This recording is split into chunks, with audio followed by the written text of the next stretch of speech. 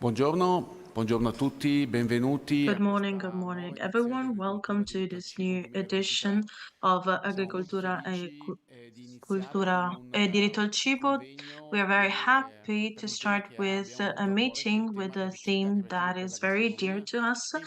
It's of creative cities of gastronomy.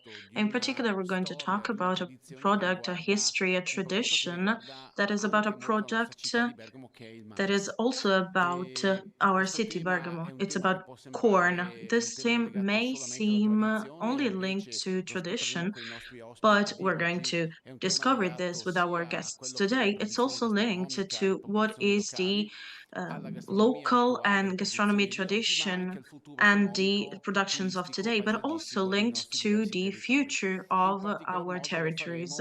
In particular, we're going to do this with an eye on sustainability and climate change, so linked to what is happening in the world, and also about corn. I want to thank our guests, starting with Antonio Rottigni here on my left, who is the president of the Gandino Spinato, the barbed corn community. I also thank him for his hospitality for our friends of cities of gastronomy. Then we have Eduardo Sergio, focal point of Merida, Mexico, and Colleen Swain, focal point of San Antonio, United States. Welcome, really welcome. Thank you for stopping here for one day more. And I would like to thank you for being here with us. We've had some intense days with a lot of moments for exchange. And I know that yesterday you were guests at Antonio's. Antonio, can you tell us what you did in this period? This is an incubator for ideas with which, through food, we want to foster culture. It was born in 2008. It was a day in which we did some activities with the corn cobs and making the people live a manual experience and traditional experience. And then we had a series of events with conferences, meetings to talk about concrete sustainability. I don't like payoffs. I like to do small sustainable development steps that are concrete. And then it's a moment in which food talks and we can make people come in and make them know the territory. And through the presence of people, we can give them some messages linked to several themes. So food, sustainability, agriculture. And so we have a network to exchange ideas and also to promote something for the future, because the idea is to get to a starting point and then get to a next step to think about the next activity for Giorni del Mergotto. So we have ideas sizzling here. And on this point of view, help us get more into detail about the corn of Gandino and its characteristics, because the Giorni del Mengotto is in a particular territory. This is not the first edition. So let's talk about something, this event that wasn't just improvised. It has a history, preparation, a relationship with the territory, with the municipalities and producers. The project was born in 2007. So in 2008, we started the first days, and we have 16 years of history. Then we added this spinato corn activities to gather people. On one side, we had a political view of the municipality to create a product that could be attractive for the territory. It was a cookie. And then we were the first country, the first municipality to grow this kind of corn. And so we needed to do something with the historical point of view of this cultivation. So we started developing with Crea of Bergamo, who gave us scientific support. And so in 5 years, we got to the actual maize we have now. We had a taste chain, so we had ethical commissions to certify the origin of the product. During the year, we had 40 products, more or less, from beer to obviously cookies and ice cream. And then we linked also biodiversity.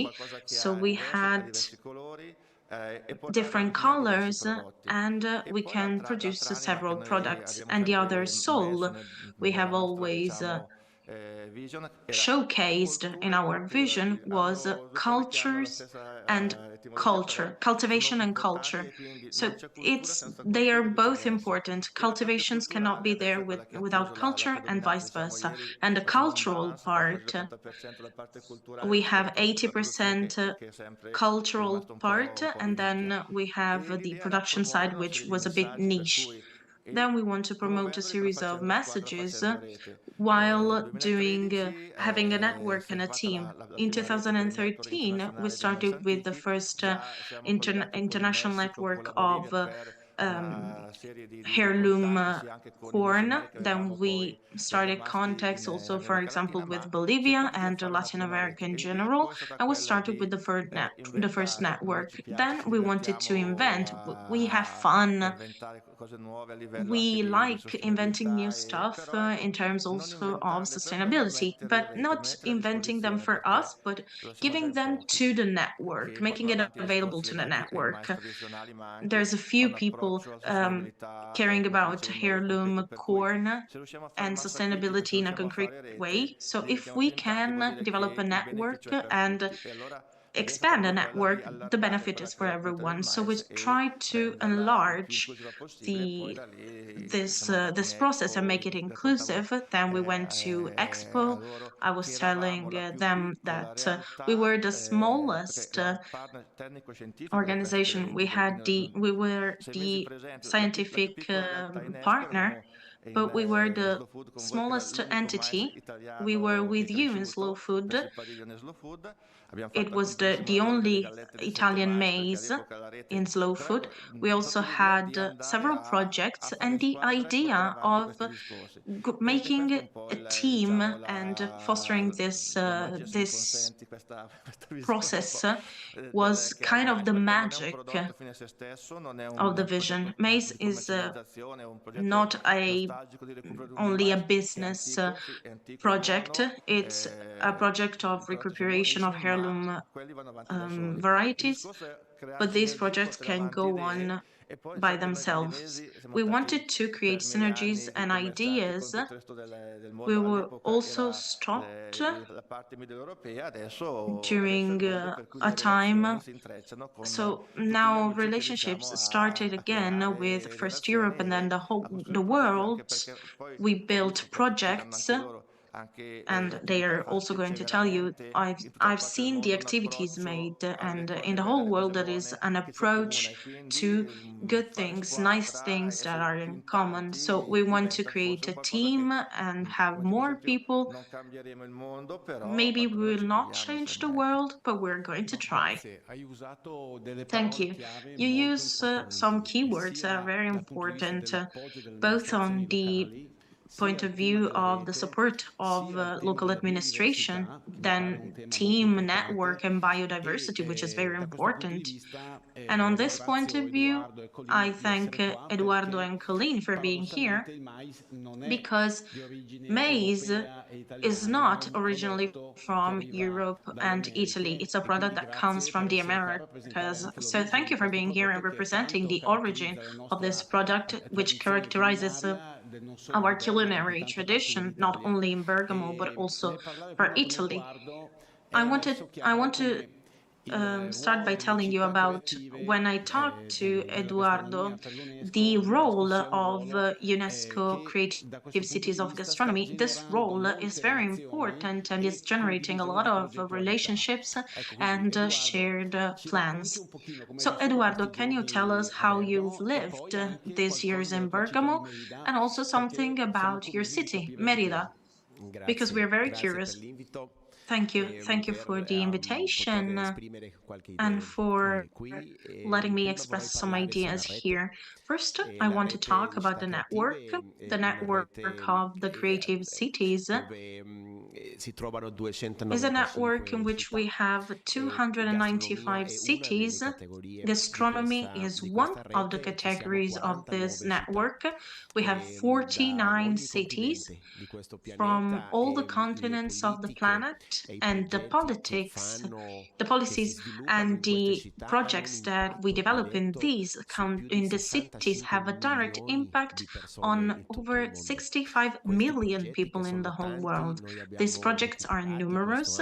We have taken all of them and then we share them with all of our network. We had more than 245 projects ranging from research to education to self-sustainability and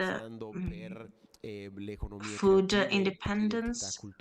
Then we have cultural identities, sustainable tourism, and we can go on.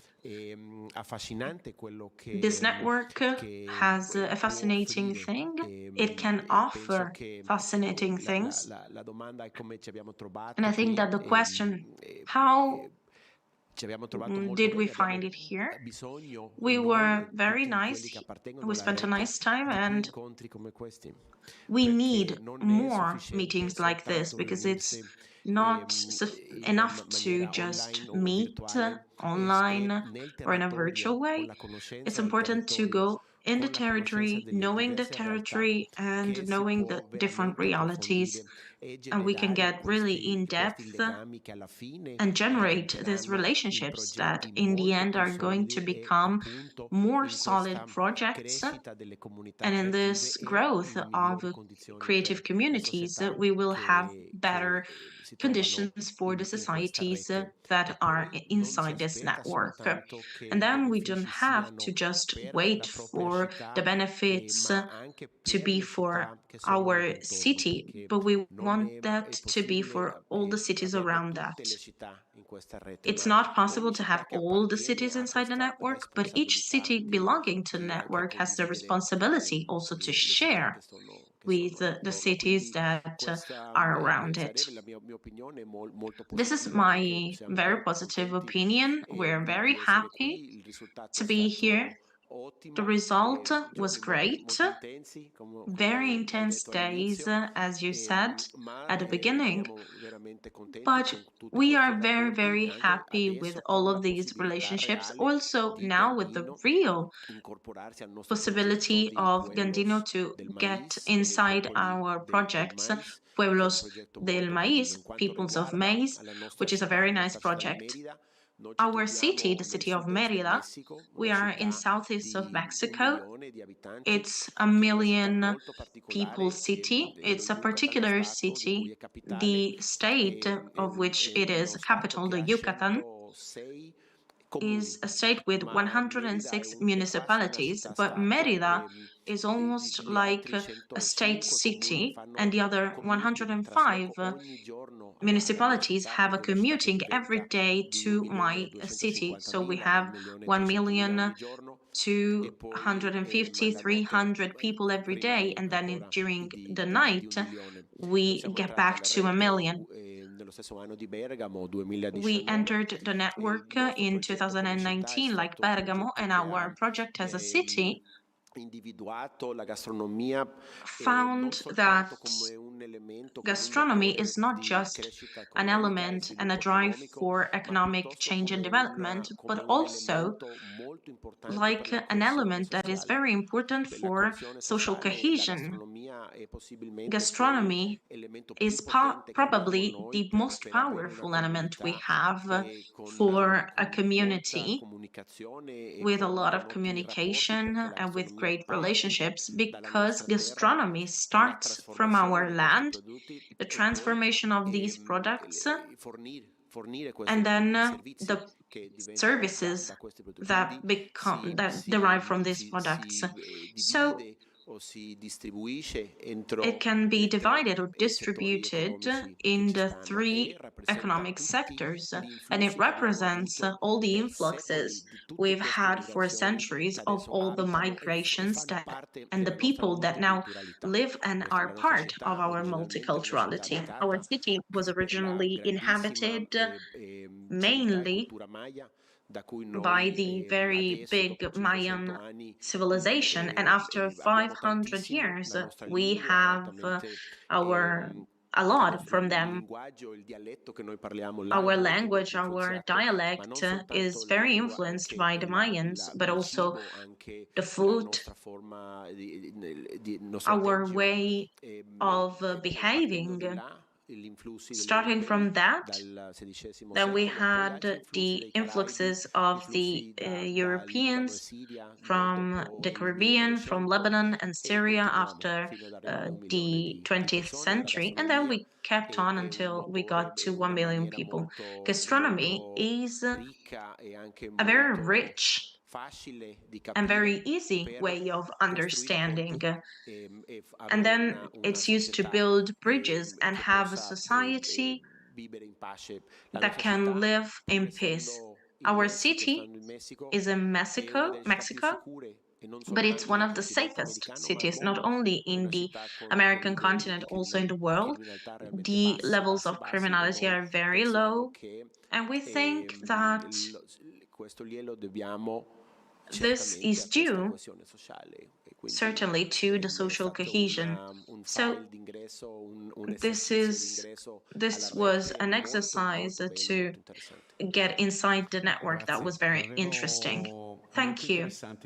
Very, very interesting. I would like to ask you, if possible, to give us some examples of the project of creative cities, because the theme of gastronomy and social cohesion that regroups all the actions of the people then is materialized in concrete actions. And I would like to know more.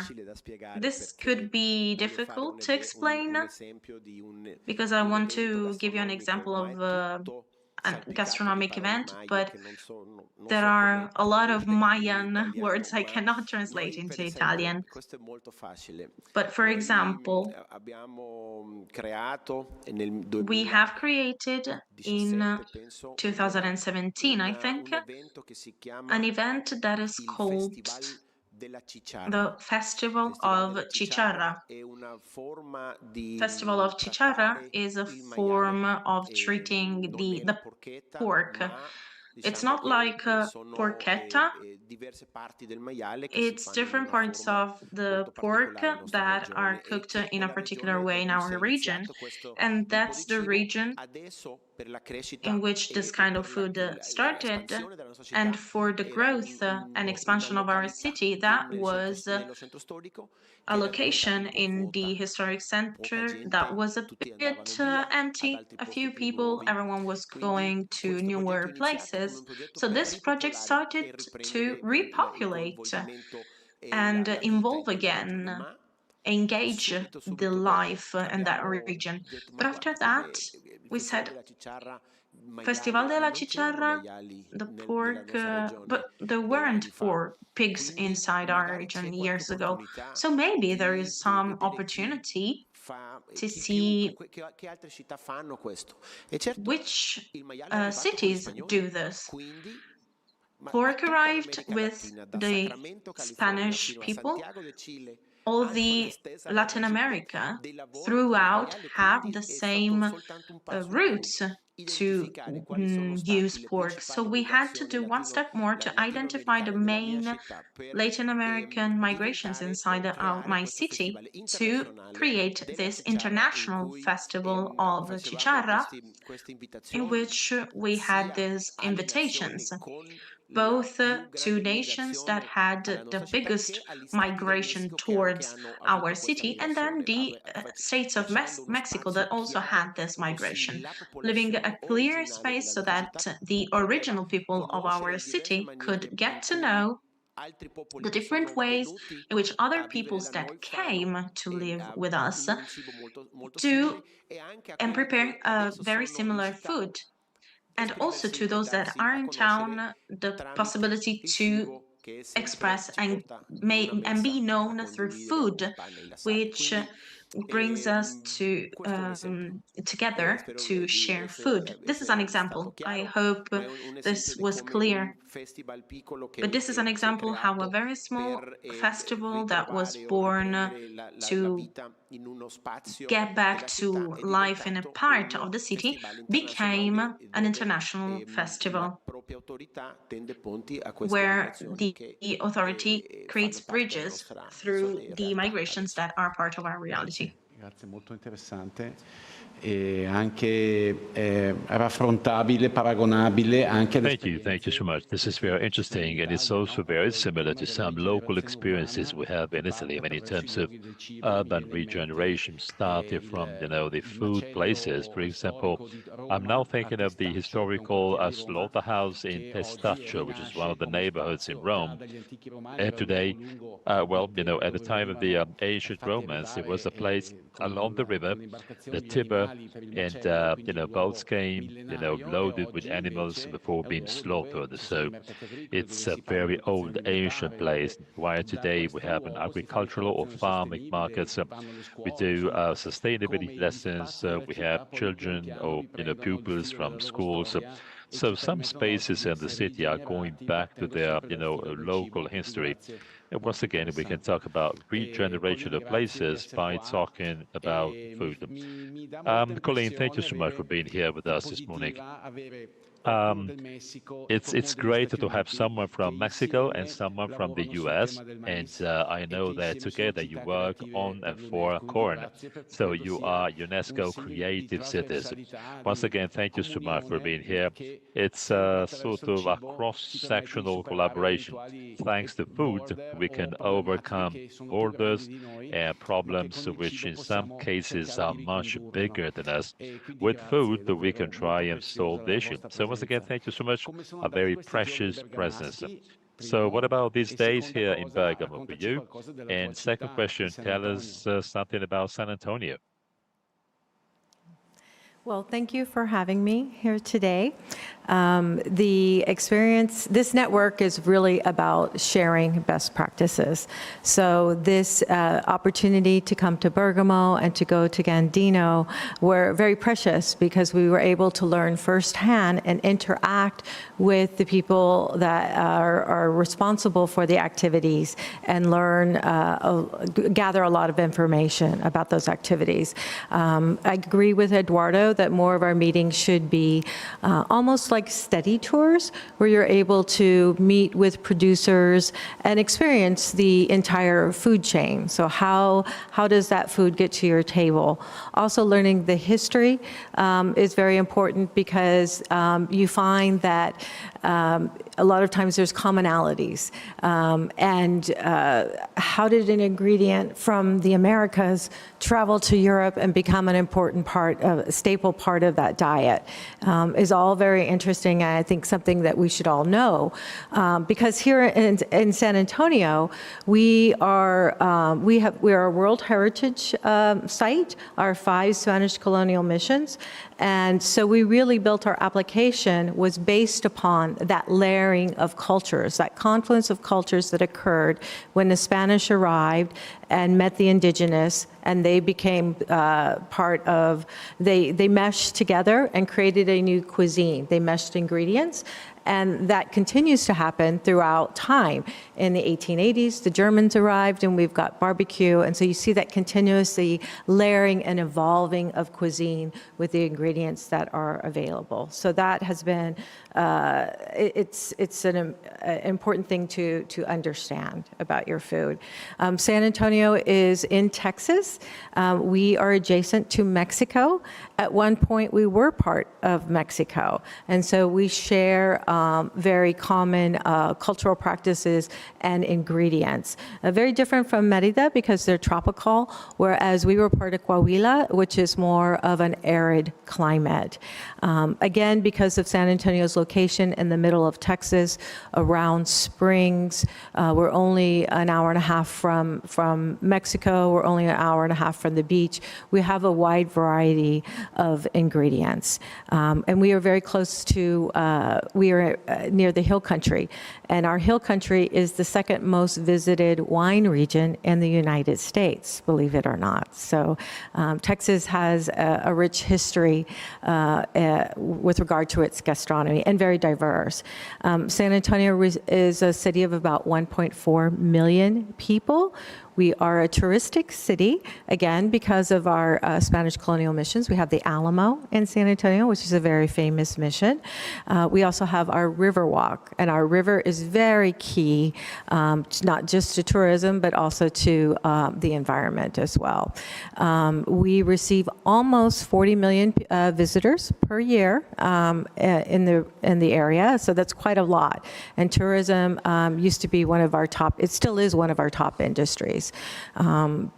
Gastronomy is an important part of that tourism industry because people would come to San Antonio because of Tex-Mex.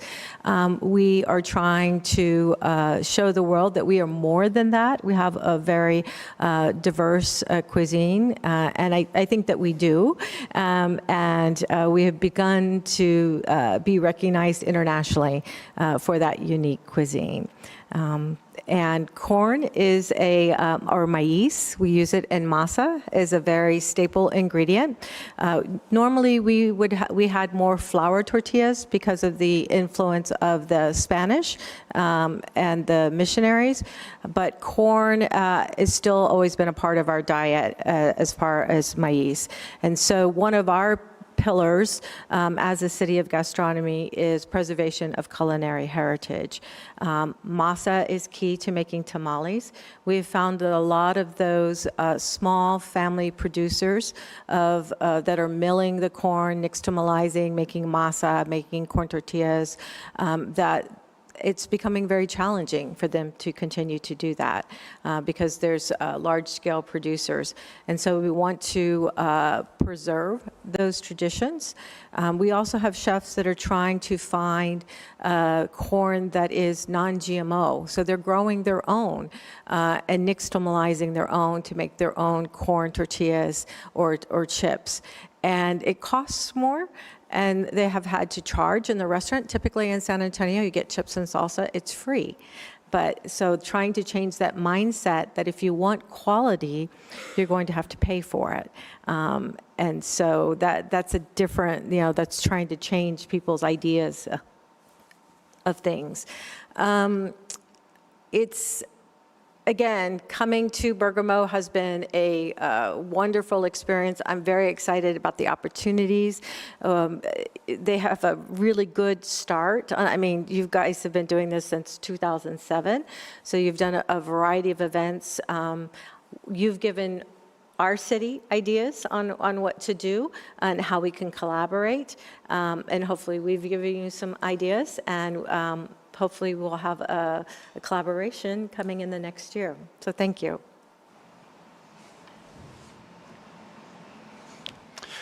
Grazie davvero. Oh, well, thank you. Thank you so much. Now, Colleen, I have the same question for you. Can you tell us something? Can you give us some color about something concrete and tangible that you are developing in San Antonio?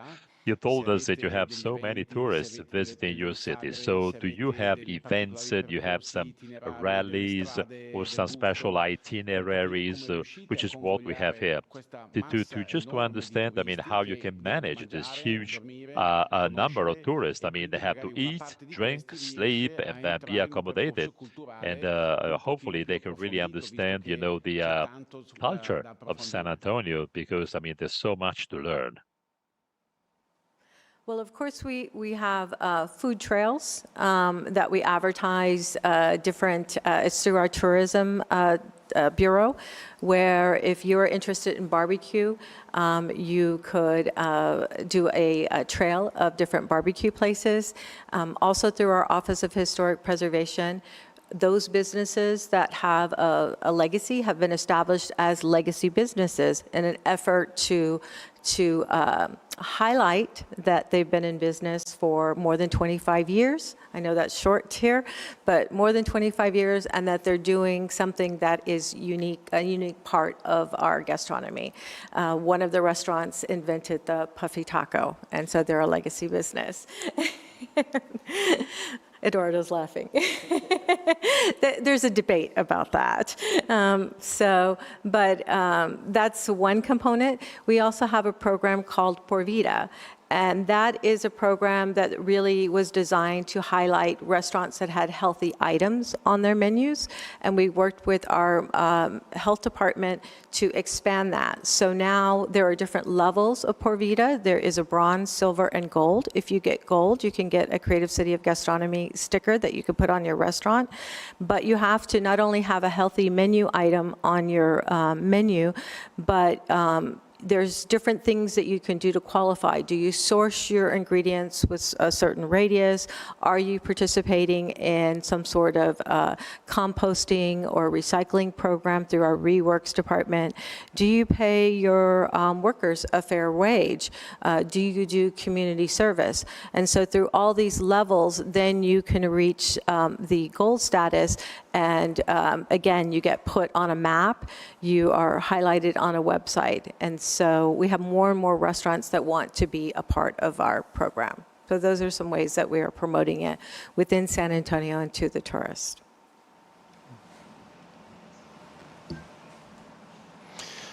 Grazie. Oh, thank you again, Colleen.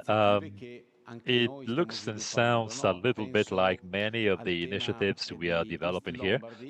For example, we have East Lombardy. Now, East Lombardy is a network of restaurant managers, caterers concerning 5 different counties in the region, which is the eastern part of Lombardy, which is our region. So it's a network of restaurant owners and restaurant managers. In their menus, they talk about environmental impact of their food and their cuisine. And tourists, once again, as you said, thanks to a map, they know, where to go if they want to taste some special top quality food.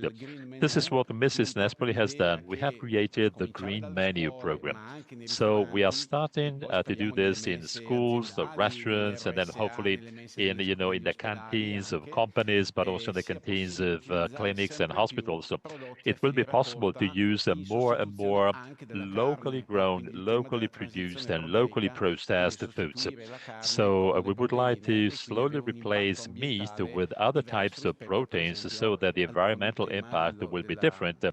Another example may be the use of water that you need for, growing cattle. And so this concerns, best practices, preservation, biodiversity, and climate change. So let's start with the second round of questions. So let me go back to Antonio. Antonio, what's your opinion? What are the best practices that you are sharing with producers, also in terms of political ideas? And then the second question, can you share, the slow Mais manifesto? So who invented it, and what about the latest developments of this manifesto? Thank you. So as I said before, we are a small team of volunteers. So, of course, our production is limited. Of course, we have many, many ideas. And with the time available, we try to involve, everyone in implementing those approaches. So you were talking before about legumes. Um, we are involved in many, many different projects, so where almost small farmers can, share their voice with us.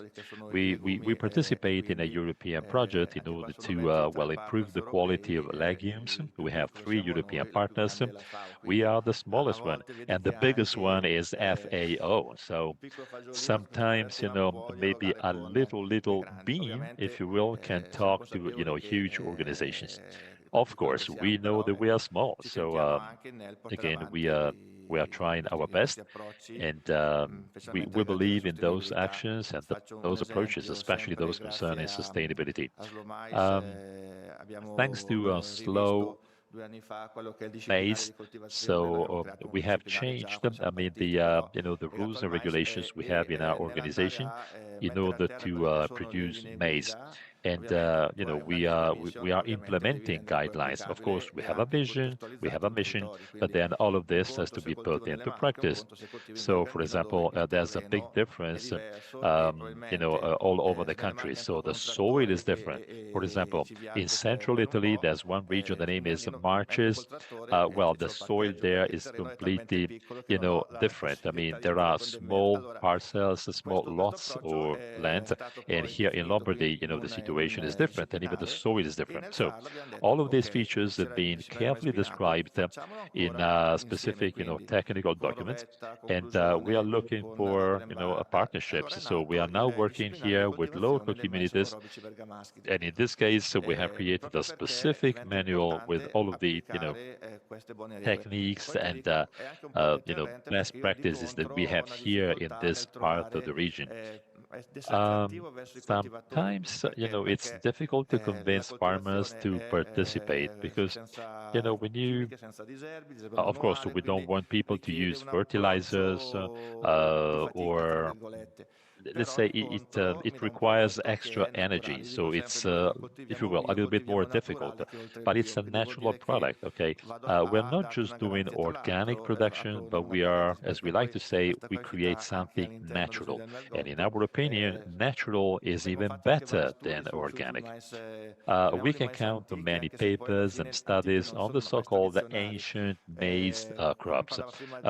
I shouldn't use the word ancient, I should use the word traditional. Colleen mentioned, the genetically modified organisms. So, well, this is something we also are fighting against. So we are studying the microbiome in maize, and these plants have a sort of a self-protection capability, the so-called antibodies that you can find in the maize. And here, like Gandino turned out that to be the best one in terms of, self-protection scores. For example, in those years where it doesn't rain a lot, well, this is not a problem for us because this plant can now live or survive with just a small quantity of water. They cannot be attacked by microbes, so they become stronger and stronger, but at the same time, they are organic, they are natural. And so we do plenty of things, but we do science, we draft the regulations, we put together meetings and congresses so that we can disseminate this knowledge. So we respect sustainability. We would like to have as many people as possible around the table. And as I said before, Gandino is a very small village. I mean, 5,000 inhabitants. I mean, we have a very small association made by volunteers. So we don't want to ask any money to the local municipality or local administrators. Once again, we know we are small, but when the idea is great, I mean, many people do copy and paste, the same idea. It would be great, I mean, to have some synergies and partnerships with neighboring villages and small towns. But once again, we believe so much in those messages. Anyway, this is what we try today. As for the Slow Maize program, now, it's a wonderful adventure. The program was officially ended on October the 8th, but if you are interested in those programs, let's say the finish line may turn into a new start. We have created this new program having to do with ancient or traditional maize crops. We have, signed an agreement with the Slow Food Organization. So that was a great idea, and we said we should do something a little bigger, better structured. Slow food is very well known, and we are so small. So we decided to get into our partnership. We created Slow Maize, so that we created a very small, network. We managed to have three different regions in northern Italy into the network. I mean, we called people, and then we had to discover local organizations doing exactly what we were doing here. But then I said, okay, well, there are many other regions in central and southern Italy. So this is why we got in touch with friends in central Italy. And again, we expanded the network. We created it 10 years ago. In 2020, because of COVID, I mean, there was a sort of a slowdown of those activities, but then we resumed. And we decided, I mean, to restart, to reboost those activities. So in 2021, we said, okay, we need to regenerate, we need to re-energize the network. So there was a meeting in the city of Bra, and we started, talking to you, Roberta, and many other friends from Slow Food, because we all wanted to restart again. We have rewritten, revised the manifesto. The context was different. The first one was drafted in 2016, but the world changes, so even guidelines have to be adjusted and adapted almost every year. So we are now ready to, roll up our sleeves. So the next challenge for the next months or so is to travel around Italy to look for other partners and increase the number of, players in the network. Once again, the final target we have is to promote the culture of maize, exchange information, exchange skills and competence, so that we can work all together to, recover traditional maize crops. They do represent the past, but I'm sure that if you add innovation, they can represent the future. We carried out some, analytical work, and those plants are very strong, very robust. I'm sure they can help us fight against the climate change and live, a beautiful farming experience in the next years or so. Thank you, because the theme of supply chains is central. Slow Food curates the coffee supply chain with Coffee Coalition. Then we have Slow Wine Coalition, 750 small producers of wine in the world, Slow Grain, Slow Beans, and now with Slow Maize. This is to say that the supply chains inside a participated system with small producers that maintain historical ancient heirloom varieties are networks that are very diffused and that have to be preserved. So Gandino, as a point of reference of the slow maize network, is very important for what you're doing. In this sense, Eduardo, Pueblo del Maíz, this is also a network. Can you help us understand a bit more the project and the value of this project? The project Pueblos del Maíz was born as an idea in 2019. It was born as a very big scope project because it wanted to link the different cities through the production that was in common, which would be maize. From the beginning, we saw the potential of this theme because corn is very used in our region of America, but also, as we've seen clearly here, it has moved to many other regions in the world. Being a project with a very big vision, it also it didn't just have the production part, but also a lot of the different cultural aspects.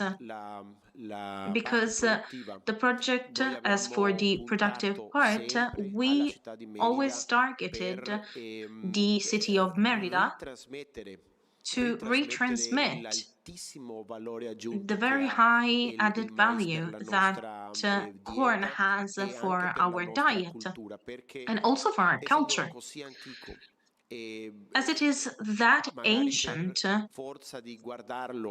maybe as we look at it and we are in contact with it for centuries, sometimes corn becomes invisible.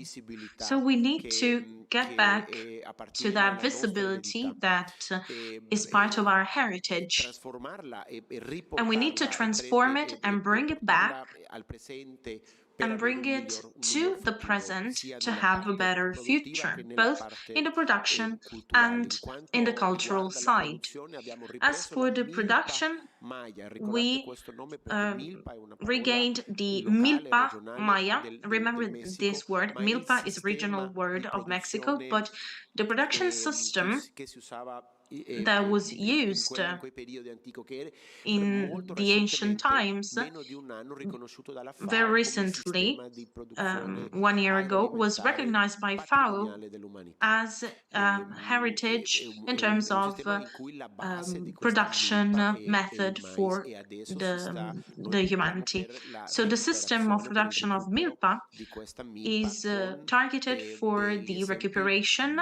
So we want to have examples of great success with a transformation of the production that grew 10 times in 3-4 years, with exportations to several Michelin Guide restaurants in Europe as well, and restaurants throughout Mexico and other parts of the world, and with a lot of requests to have more. So this is an example for the production. As for the culture, we still have a lot to do, because not only the culture of maize, but also its cultural sustainability. There are many projects, many efforts, but still we have very few compared to what we need as a society to contribute and improve the conditions of the world in general. But I am convinced that through these projects, through these initiatives, that slowly get to a great critical mass of people who have the awareness of the reality and the future towards which we are going. And there is this big mass of people that are going to request not only Pueblos del Maíz, but also the creation and development of other projects like this. Thank you. Thank you. We need, nowadays, in this moment, we need words of hope in general. So all of the projects that create bridges, which are difficult and need the engagement of everyone every day, these are projects that are precious, even more, because what you told us is very important. The work and the protection also of FAO and of MILPA makes it possible to develop economies and traditions and grow up in the education that is never enough on this point of view, because it makes it possible to have more awareness and to protect and rebalance. So the Merida project needs to be known more. In this sense, I think that, Colleen, this is the last question in this round. Even San Antonio, I guess that there are many words and themes that are very close to the San Antonio situation. The important theme of climate change and biodiversity protection and maintaining tradition, how are you facing that? So Pueblos del Maíz is a partnership of Mérida, Tucson, San Antonio, and Puebla. And so part of that, an aspect of that program is looking at climate change. And so what we did was we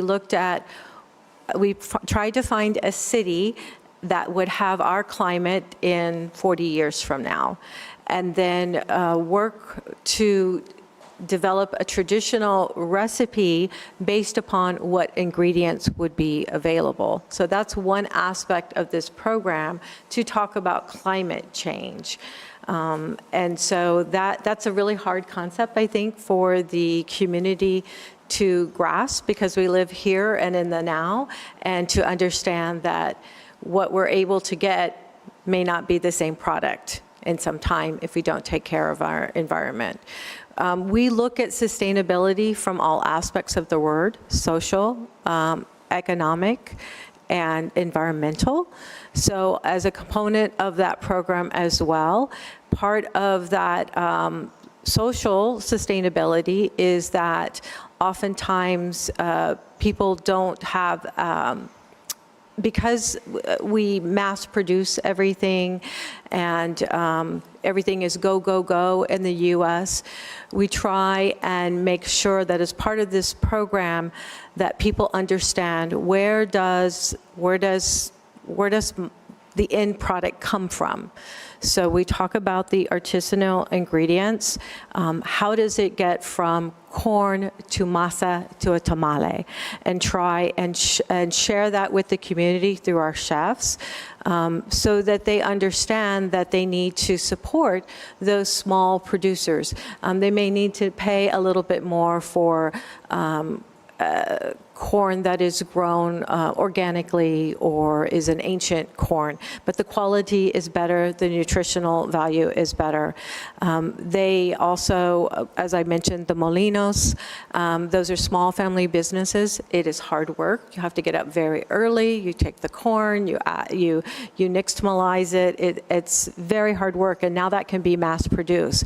So we as a society, as a community, need to support those small producers and figure out ways, because oftentimes the younger generation does not want to work in that sort of business because it's very hard work. So how do we sustain those legacy businesses that are part of our culture? So we in San Antonio, Pueblos del Maíz is an opportunity to share that again with the community, but also to bring chefs over and share best practices, ideas. With what's happening in Gandino, I think there's the opportunity for scientific symposiums. There's the opportunity for people to come here and see what you're doing and transfer that in the US. Because we have such a large population, everyone's going to gravitate to what is grown the fastest and the cheapest. And so convey that message that maybe that's the easy way, but that's probably not the way that is best for our community or our environment, and highlight that so that people understand that. And that's a large component of this program, is talking about that history, that heritage and that culture.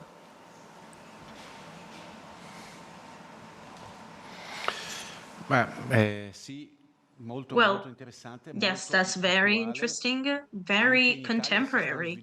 Also in Italy, we have the development of the local policies of food policies that have this as an object. So answering to the question, who is nourishing the city? Because the cities of Merida, for example, as you said, get full and people then get back. But every year, the number of inhabitants grow, and then we have a movement of people from the areas that oftentimes are those areas where you produce the food that comes from the tradition and has more sustainability sometimes. Many cities are moving on these themes in the world, and so there is a crossing of creative cities of gastronomy and cities that work on the food policies. We need a deeper connection between them because the themes that you have shared today are linked to the sustainability of food, food education, supply chains. So who is giving food to the cities, and the fact that you need to pay the right price for the food, because it's clear that high quality production with a low environmental impact with traditional practices has a cost that is different compared to mass production. The label is also important on this, a QR code on the menu of the restaurant, so everyone can know that the corn comes from a territory. So if you have a Michelin star restaurant or a shop that sells the Gandino galletas, so if you also have some storytelling on the tradition, on the producer, so this can become a very important moment of communication as much as the production phase, because otherwise we wouldn't have an explanation that can let everyone to easily understand the value of the product that is really fundamental to protect biodiversity and our future and contrast climate change. If you will let me, another element that can go inside the label of the product, we had a nice experiment in 2014 with the Lombardy region, and we, on the environmental footprint of the product, for example, for 1 kilo of polenta or cookies. And when we talk about local food, so we have a language that can be complicated. So if you have an environmental footprint, I know that, for example, we have 350 to 320 grams of CO2 to produce 1 kilo of polenta from start to finish until the moment when I cook it. Then we can also have a more concrete approach with this. I do not like payoffs, as I said, because oftentimes you can fall into greenwashing. But if you get a measurement to it, then we have an element that consumers can understand. So I have a historical product that has measured environmental impact, and inside a supply chain of taste, it has certain requirements. So it's important also in this. Yes, and this, what Colleen said about scientific symposium linked to the production of farmers and scientific research, it becomes more and more important. And on this point of view, the institutional role is important to create these relationships. That's why Creative Cities of Gastronomy is a real model of connection from production to the institutions, research centers, universities, CREA, etc. Thank you. Thank you. It was really interesting. I wish you a nice travel for those who are going to Mexico and then leaving again to Belo Horizonte. It's going to be a tough travel. Yes, I'm going back to Mexico until the 2 or 3rd of November. Then I'm going to Brazil for a gastronomic meeting for Belo Horizonte, which is the capital of Minas Gerais. Colleen, happy travel, safe travel to you. And I'm going to see you again at the next City of Gastronomy meeting. Thank you.